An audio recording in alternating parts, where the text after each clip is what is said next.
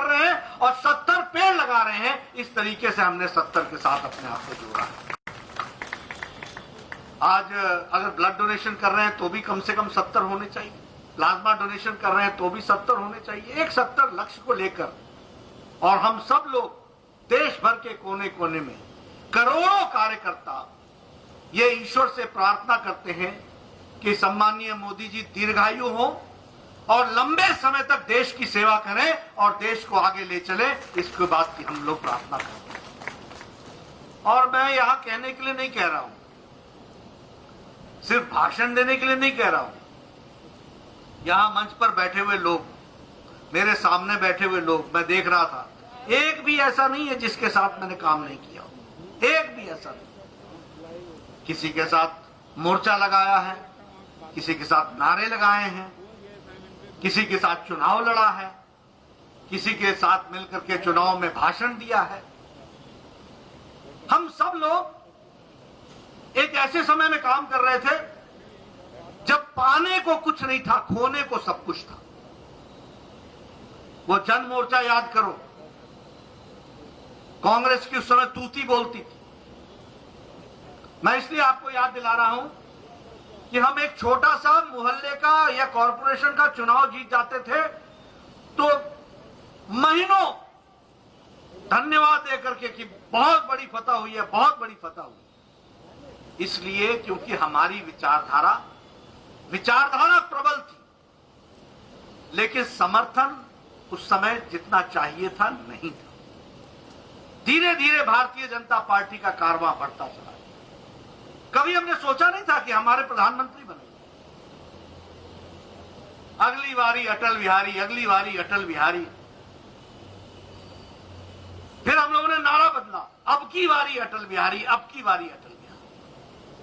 और वो आप सबको शायद 1996 का वो दिन याद होगा जब उन्होंने शपथ ली और पहली बार हमारी विचारधारा से प्रधानमंत्री बने। और उसके बाद फिर नरेंद्र मोदी जी बने। मोदी जी के प्रधानमंत्री बनने के बाद देश की सिर्फ प्रधानमंत्री नहीं बदला, देश की राजनीति की संस्कृति बदल गई। इसको हमको समझना चाहिए। और संस्कृति छोटे छोटे शब्द और छोटे छोटे काम से। आप याद कीजिए, उन्होंने पहले कहा कि मैं प्रधान सेवक हूं। ये सेवक शब्द ने बताया और हमारी संस्कृति में डाला कि हम यहां पर राज करने नहीं आए हैं, लोगों की सेवा करने आए हैं, लोगों की तस्वीर बदलने आए हैं, लोगों की तकदीर बदलने आए हैं, देश को आगे ले जाने आए हैं। आप याद कीजिए, मोदी जी जब प्रधानमंत्री बने तो उसके पहले की भारत की छवि क्या थी? हर छोटा मोटा देश हमारे को जिस दृष्टि से देखता था, आकंठ भ्रष्टाचार में डूबा हुआ देश था। दुनिया में हमारी कोई पहचान नहीं थी, कोई भारत में निवेश करने के लिए तैयार नहीं था, विकास आगे बढ़ नहीं रहा था।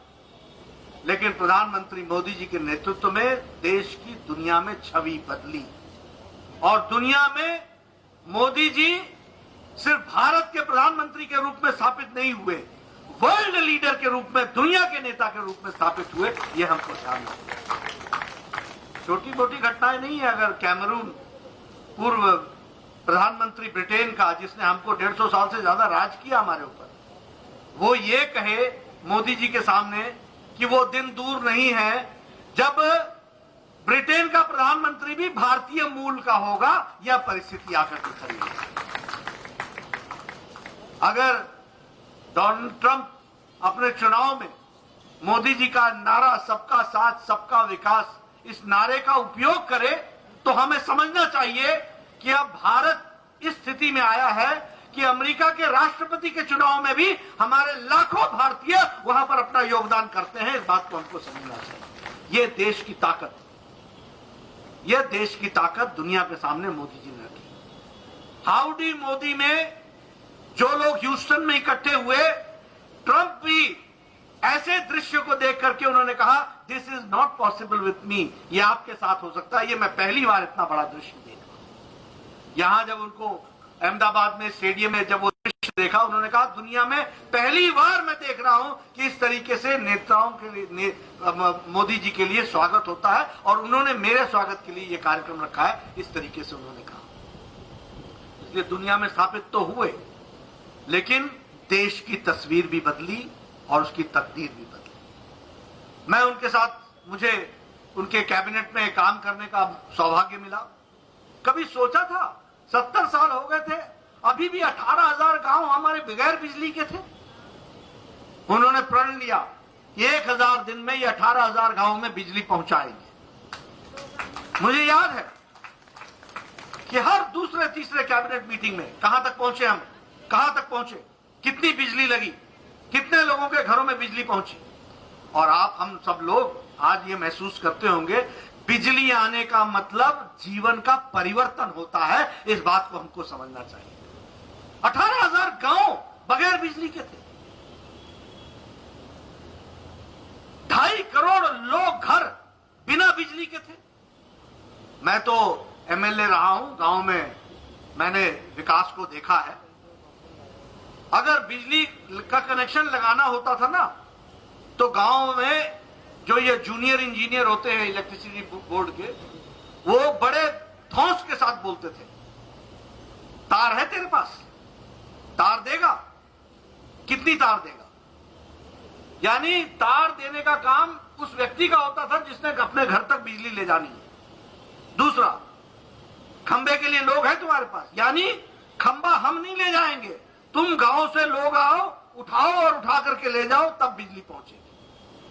और बिजली जब पहुंच जाती थी तो उसके बाद आपको पता ही है कि जैसे बहुत बड़ा उपकार किया हो आपके ऊपर, बहुत बड़ा उपकार किया। ये गांव की कहानी मैं सुना रहा हूं आपको। मोदी जी ने तय किया कि कोई भी घर बिना बिजली के नहीं रहेगा, और 3 साल के अंदर 2.5 करोड़ घरों में बिजली पहुंचा दी। इस बात को हमको समझना चाहिए। मैं एक लाभार्थी के घर गया था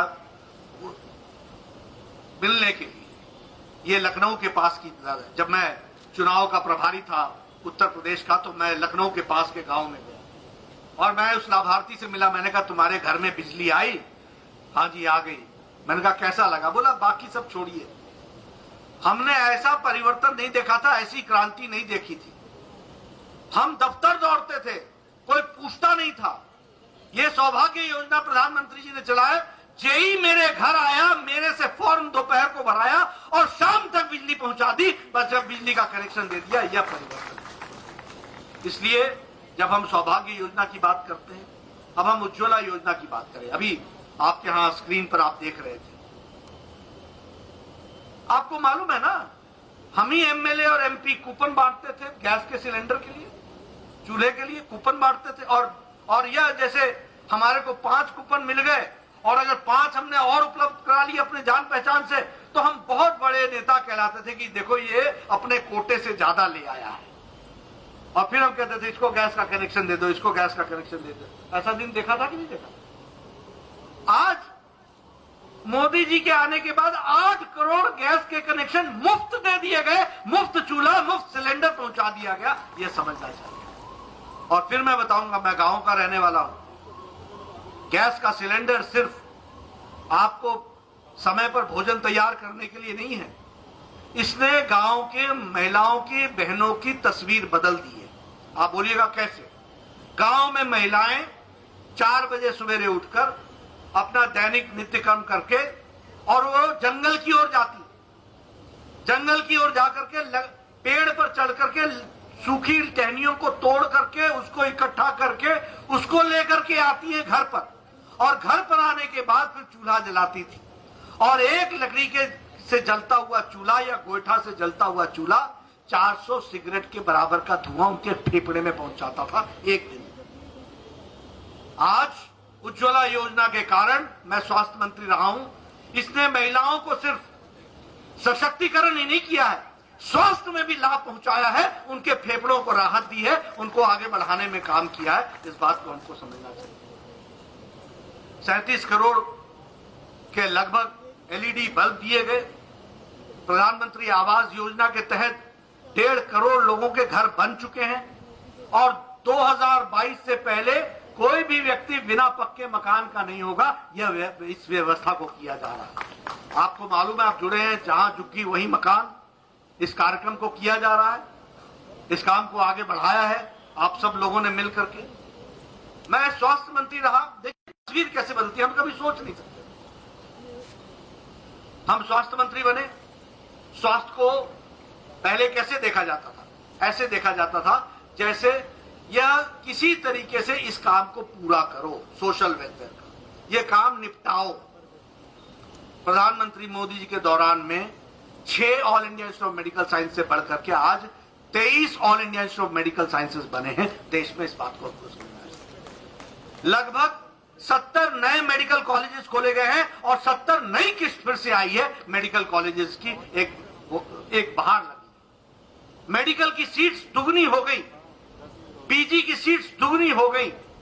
आज मेडिकल को किस तरीके से आगे बढ़ाया और कैपिटेशन फीस को बंद करने के लिए नेशनल एलिजिबिलिटी एंट्रेंस टेस्ट करके एक साथ परीक्षा करा करके गांव के बच्चे अब पढ़ करके आगे आ रहे हैं। रीजनल भाषाओं में एग्जामिनेशन हो रहा है, इसलिए सिर्फ अंग्रेजी के ही पढ़े हुए बच्चे अब डॉक्टर नहीं बन रहे, अब गांव के पढ़े हुए लोग भी अब डॉक्टर बन रहे हैं। यह परिस्थिति ला करके खड़ी की। आयुष्मान भारत, मुझे इस स्कीम को लाने का मौका मिला, प्रधानमंत्री मोदी जी ने इसके लिए हामी भरी। यह छोटी स्कीम नहीं है, दुनिया की सबसे बड़ी हेल्थ कवरेज है ये, सबसे बड़ी हेल्थ कवरेज। और इंश्योरेंस नहीं है, कोई इंश्योरेंस कंपनी नहीं है, सरकार है। 10 करोड़ 74 लाख परिवार। कौन है ये परिवार? रेडी वाले, फेड़ी वाले, ठेला वाले, रैग पिकर जो कूड़ेदान से कचरा इकट्ठा करते हैं और कचरे में से प्लास्टिक इकट्ठा करते हैं, ये रैग पिकर्स। उसी तरीके से घर में काम करने वाली मेड सर्वेंट, घर में काम करने वाला नौकर, auto rickshaw driver, taxi driver, हमारा रिक्शा वाला, हमारा ये टांगे वाला, गरीब लोग जो जिनके घर में अगर कभी गंभीर बीमारी आ जाए तो उनका जीवन कॉम्प्रोमाइज हो जाए लेकिन वो जी नहीं सकते थे, यह परिस्थिति थी। ऐसे 10 करोड़ 74 लाख परिवार, 50 करोड़ लोग, उनको 5 लाख रुपए का सालाना हेल्थ कवर दिया है मोदी जी ने। ये समझना। अभी अमेरिका का चुनाव हो रहा है, ट्रंप और बिडेन दोनों हेल्थ कवर के बारे में बात कर रहे हैं। हेल्थ एक बहुत बड़ा इशू है, लेकिन हमारे मोदी जी ने सारी अमेरिका की जनसंख्या, सारी कनाडा की जनसंख्या और सारी मेक्सिको की जनसंख्या, इस सबको मिला ले तो हमारा आयुष्मान भारत बनता है 50 करोड़ लोगों का। इसको हमको समझना चाहिए। और 2 साल के अंदर 1 करोड़ 1.25 करोड़ लोगों को इसमें राहत दी गई है। 1.25 करोड़ लोगों की गंभीर बीमारियों में उनको दवा देने का काम प्रधानमंत्री मोदी जी ने दिया है। ऑपरेशंस करे, बड़े बड़े ऑपरेशंस। और मैं तो इससे जुड़ा रहा हूं, मुझे सौभाग्य मिला है 6 महीने के अंदर ये योजना हमने क्रियान्वित की और ये डिजिटल क्रियान्वयन हुआ है। हर परिवार को एक चिट्ठी गई है मोदी जी की, उस पर एक बार कोड है।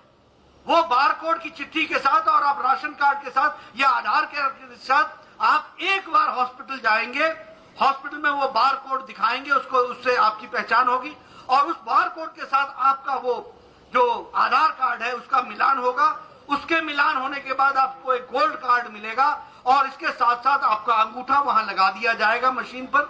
इसके बाद आप देश के किसी भी हॉस्पिटल में चले जाइए, उस अंगूठे पर आपको 5 लाख रुपए का हेल्थ का भुगतान हो जाएगा। इस बात को हमको समझना चाहिए। और वो पैसा आपको नहीं मिलेगा, आप इलाज कराएंगे, इलाज कराने के बाद आपको एक एसएमएस आएगा, एसएमएस में लिखा होगा कि आपका इलाज हो गया, आप संतुष्ट हैं। जैसे ही आप कहेंगे कि हम संतुष्ट हैं, वैसे ही वो पैसा सीधा उस हॉस्पिटल को चला जाएगा। इस तरीके की व्यवस्था की गई है। इतना डिजिटल काम किया है। मतलब आज देश में, मैं जब दुनिया के फोरम पर समझाता था कि तुम डिजिटल डिजिटल बोलते हो, हमारे मोदी जी ने 50 करोड़ लोगों को, और उसमें सुन लीजिए, मान लीजिए कि जगत प्रकाश ने 5 लाख में से 20,000 रुपए का इलाज करा लिया। मेरे परिवार में 6 सदस्य हैं, तो वो अगर कोई भी किसी हॉस्पिटल में जाकर के अंगूठा लगाएगा तो उसको वापस आ जाएगा कि 4,80,000 अभी पड़े हुए हैं, इसमें से आप खर्च कर सकते हो, 20,000 आपके नाम से खर्च हो जाए। ये व्यवस्था है। आप दिल्ली में रहते हो, आपका कैंसर हॉस्पिटल में इलाज हो रहा है मुंबई में, तो तो आप मुंबई में जाकर के इलाज कराते हो, आपको एसएमएस आएगा कि आपका ऑपरेशन हो गया, आपकी कीमोथेरेपी हो गई, आपकी रेडियोथेरेपी हो गई, हाँ हो गई, आप संतुष्ट हैं, हाँ संतुष्ट हैं। दिल्ली से सीधा पैसा वहां उस हॉस्पिटल को, कैंसर हॉस्पिटल को चला जाएगा। ये व्यवस्था की गई है, इसको हमको समझना चाहिए मित्रों। इसलिए मोदी जी के नेतृत्व में देश बदल गया, देश आगे बढ़ चला, देश गरीबों के लिए काम करते हुए। अभी ये कोविड-19 आया, सारी दुनिया में क्या था? अमेरिका क्या लड़ रहा था? अमेरिका लड़ रहा था कि जान बचाएं या इकोनॉमी बचाएं। पाश्चात्य देश जिनकी स्वास्थ्य की व्यवस्था हमसे कहीं अच्छी है, कहीं सुदृढ़ है, वो चरमरा गई थी, वो लड़खड़ा गई थी, वो असहाय महसूस कर रहे थे। लेकिन मोदी जी ने 130 करोड़ देश को समय पर लॉकडाउन करके और बोल्ड डिसीजन लेकर के देश को 130 करोड़ की जनता को बचा लिया। इस बात को हमको समझना चाहिए। उस समय 3 दिन में हमारे केस डबल हो रहे थे, आज 40 दिन में डबल। यही नहीं, उस समय हमारे पास एक लेबोरेटरी थी और वो 150 सेंटर हमारे कलेक्शन के सेंटर थे, सैंपल के, जो टेस्ट की सैंपल होते हैं। कौन सी लेबोरेटरी थी? NIV, national institute of virology, Pune. आज 1700 से ज्यादा टेस्टिंग लैब्स हैं। उस समय टेस्ट हो रहा था सिर्फ 1500 प्रतिदिन, आज 10 लाख से ज्यादा प्रतिदिन टेस्ट हो रहा है। इस बात को हमको समझना चाहिए। उस समय में पीपीई किट एक भी भारत में नहीं बनता था, एक भी भारत में नहीं बनता था। आज 4.5 lakh personal protection equipment, PPE kit Bharat प्रतिदिन बना रहा है। इसको समझना चाहिए। उन्होंने उद्यमियों को प्रेरित किया मोदी जी ने, और वह 4.5 लाख बना रहा है। हमारे यहां वेंटिलेटर नहीं बनता था, आज 3 लाख वेंटिलेटर भारत बना रहा है। यह हमको समझना चाहिए। इसलिए मित्रों, हम कोविड से लड़ने के लिए सक्षम हुए। और इतना ही नहीं, उन्होंने कहा जान है तो जहान है, और जब जान की व्यवस्था कर ली तो फिर कहा कि जान भी है और जहान भी है। और आत्मनिर्भर भारत के साथ साथ प्रधानमंत्री गरीब कल्याण पैकेज। अगर हम प्रधानमंत्री गरीब कल्याण पैकेज की बात करें तो आपके ध्यान में आएगा 80 करोड़ की जनता को 5 किलो चावल या 5 किलो गेहूं, 1 किलो दाल नवंबर तक के महीने तक के देने की व्यवस्था की है। नवंबर में, मार्च से नवंबर। 20 करोड़ बहनों के, अब देखो कांग्रेस पार्टी मजाक करती थी, जनधन खाते से क्या होगा, जनधन खाते से क्या होगा। 3 करोड़ थे खाते व धारक, आज 30 करोड़ से ज्यादा खाता धारक है, 38 करोड़ के आसपास।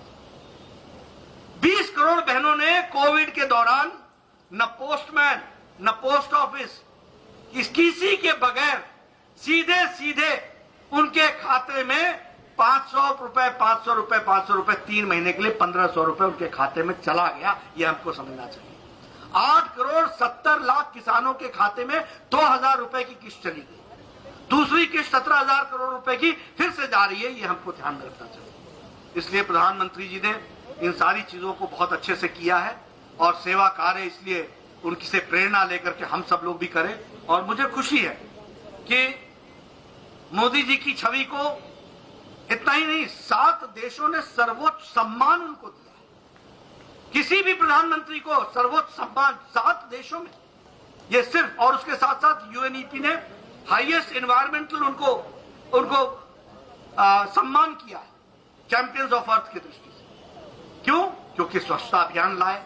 जिस तरीके से उन्होंने पॉलिथीन के खिलाफ और जिस तरीके से स्वच्छता के अभियान को आगे बढ़ाया, यूएनईपी ने भी उनको सम्मानित किया। यह हमारे ध्यान में रखना चाहिए। और यह भी मैं कहना चाहूंगा कि आप सब लोगों ने भी अच्छा काम किया है, फिर चाहे वो सेवा कार्य का काम हो।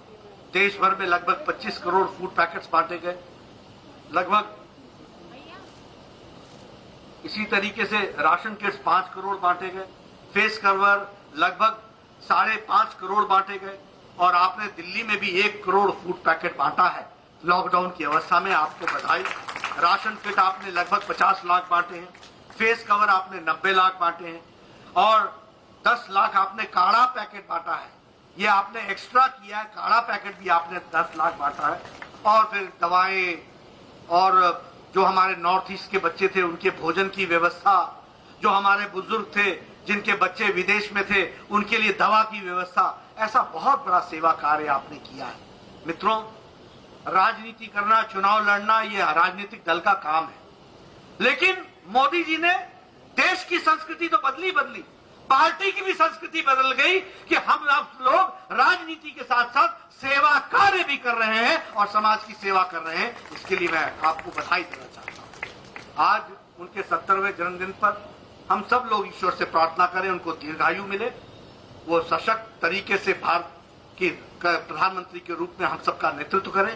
भारत जिस तीव्र गति से छलांग लगाता हुआ आगे बढ़ रहा है, इसके कारण भारत दुनिया में अपना एक स्थान स्थापित कर रहा है और मोदी जी के नेतृत्व की क्षमता, आपदा को अवसर में बदलने की ताकत, ये हम सब ने देखी है। हम सब लोग उनके साथ चल करके, और हमने ये तय किया है, आप सबसे मैं निवेदन करता हूं, हम सेवा कार्य भी करेंगे और सेवा कार्य के साथ साथ पार्टी के द्वारा दी गई योजनाओं को धरती पर पूरी तरीके से लागू करने के लिए लाभार्थी तक हम पहुंचेंगे। उसके लिए हम काम करेंगे, ये हमारे को करना है। और हम उनके ही कारण आज गरीब के लिए, वंचित के लिए, पीड़ित के लिए, शोषित के लिए, दलित के लिए आज हम उनको मुख्य धारा में लाने के लिए, सशक्तिकरण करने के लिए कार्य में जुटे हैं। आप सबका उसमें योगदान होगा, आप सब उसको पूरा करेंगे। मुझे बहुत अच्छा लगा यहां आकर के, मेरे पुराने दोस्त सब मैं सामने देख रहा हूं, जिनके साथ हमने युवा अवस्था में काम किया, छात्र जीवन में काम किया। हमारे भोलानाथ जी बैठे हैं, जिनका हमको प्रेरणा मिलती थी, इनसे हम नेतृत्व लेते थे, दिशा लेते थे, और हमारे सभी साथी हैं, उनके साथ मुझे काम करने का मौका मिला है। तो आज आपके बीच में आके मुझे खुशी हुई है। हम पूरी ताकत के साथ आज मोदी जी के जन्मदिन पर फिर से संकल्प लें कि पार्टी को आगे बढ़ाएंगे और सेवा कार्य के माध्यम से गरीब लोगों के आंसुओं को पोंछेंगे, उनके घर में अच्छे तरीके से सब चीजों की व्यवस्था हो, इसकी हम चिंता करेंगे। इन्हीं शब्दों के साथ बहुत बहुत धन्यवाद।